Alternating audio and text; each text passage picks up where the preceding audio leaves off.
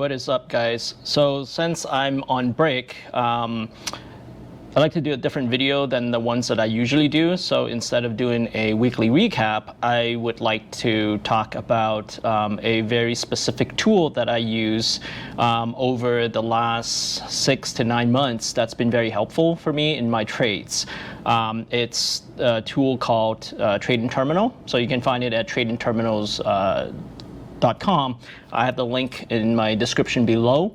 It's made by the Bear Bulls Traders guys, Andrew Aziz and Artie, and I am a member of their chat room, a member of their community, and I've read Andrew's book, and that's really prompted me to start trading. And over the last 4.5, 5 years, I've made drastic improvements. So a lot has to do with some of the principles that I've learned and watched through their chats, through their through the book, obviously, and just through a lot of the materials that they have. And so from that perspective, very grateful that they came up with this tool. And in this video, what I like to do is just talk about sort of my thinking process, what are some of the different elements in the tool that I use. So it's before having TradingTerminal, I would get the different pieces of information through various sources, right? So from Google searches, from Finviz, from Trade Ideas, and TradingTerminal sort of consolidates all of this into one website, which is extremely useful. So they have elements of like a simulator that people can paper trade on. Before that, you can do it on Dash Trader. Now you can do it on TradingTerminal. So just a lot of very useful stuff. So I figured I should do a video going over how it has helped me and what I use it for. So without further ado, let's hop into that portion of the video. So TradingTerminal, what you have is, what I have here is just the overview. So you have a lot of some of the key stuff with all the different indexes, like their SPY, your QQQ for the tech stocks, your Dow Jones, Russell 2K, etc. But what I really like to look at is actually, and this is also used for the put-call ratios. That kind of gives you an indication of, if the market is bearish or bullish, etc.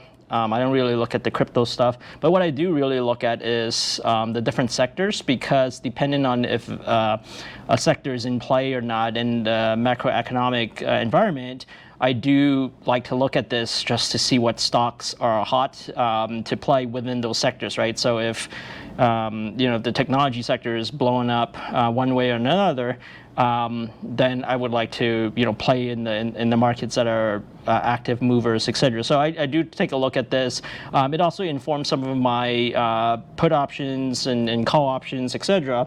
What I do with those as well. So for example, recently I've traded a lot of the DRVs, which is an inverse ETFs on real estate. So as the market is doing poorly because of rising interest rates, this market is taking a hit. So I was able to capitalize on that and actually did pretty well on DRV. So now that this is up, my DRV is down, and I'm looking to find a good entry for that. So things like that. So this is very useful for me. I do look at that. Calendar is also another extremely useful tool. So before this, Google would be my source, and then I would go to different websites, etc., to figure out what's the economic news, when are they going to come out, etc.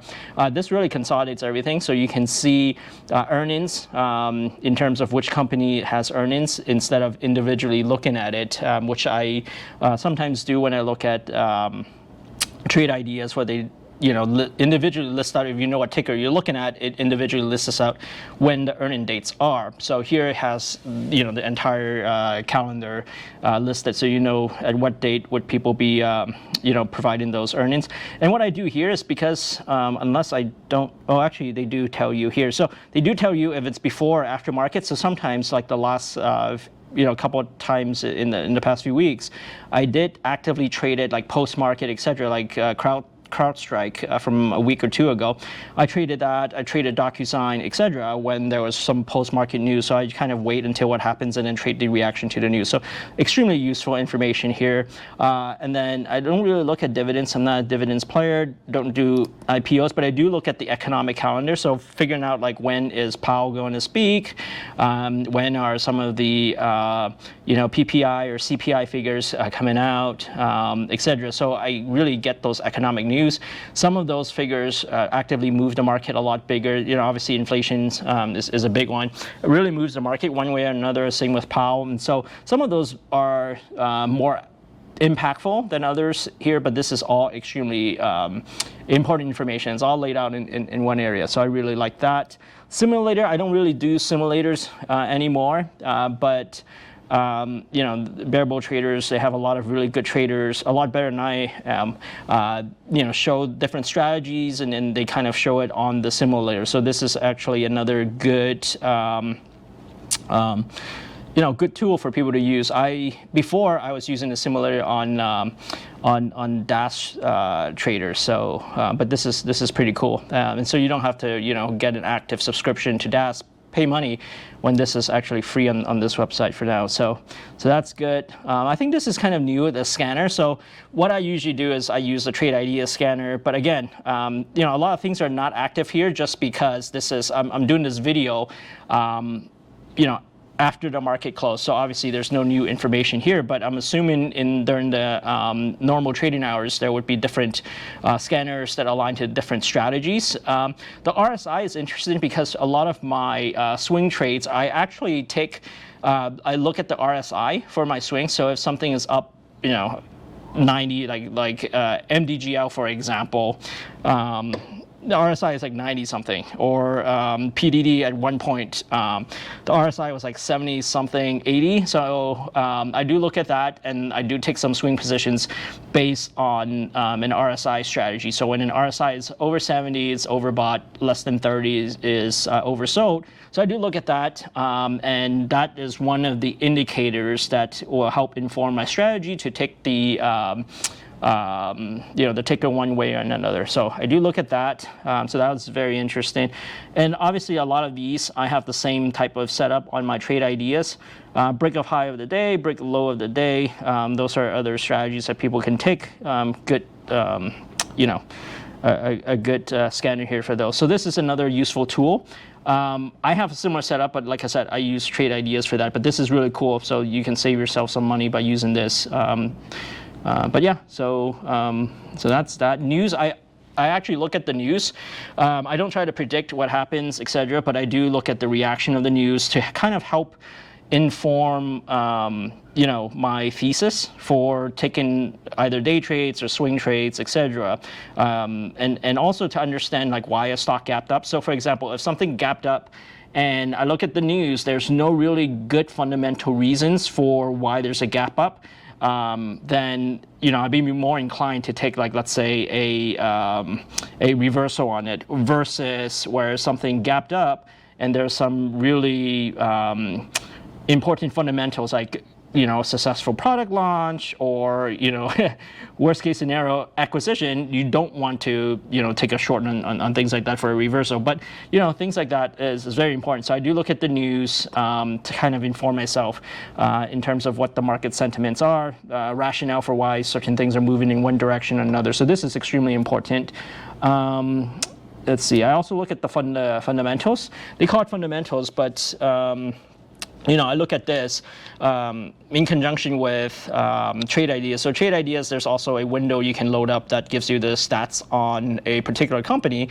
This does virtually the same thing. So since Apple is here, it tells you what the description of the company and then some key numbers here. I always look at the ATR because I want to know how much this moves. Market cap, float, those are important. Betas, the volatility, the short float percentage. So those are all very important. I kind of disregard the analyst recommendations. To me, they're just like talking heads.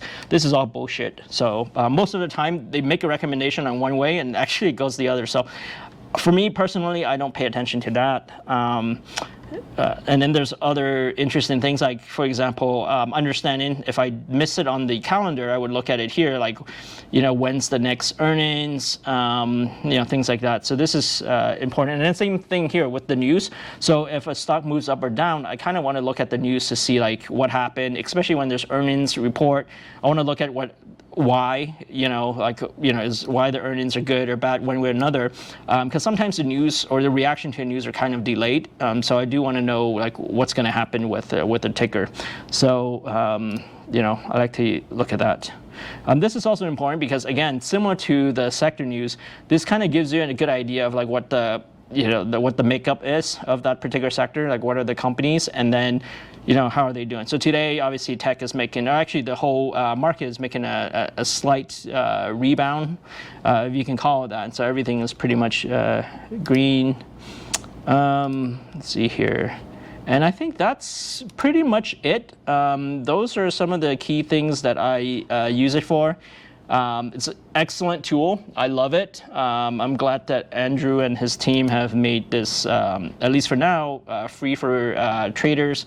It's been extremely, extremely helpful for me. So I hope you find it useful. I kind of did a very brief overview of what I use it for. If people can use other tools that perhaps that I'm not using, or find better ways of utilizing this more effectively, feel free to comment below. This is just my thoughts, but I love this tool, and I've kind of incorporated it into my practice now of trading. So I always look at this in conjunction with trade ideas, and then I also have my own list that I track of stocks that I actively trade over and over again.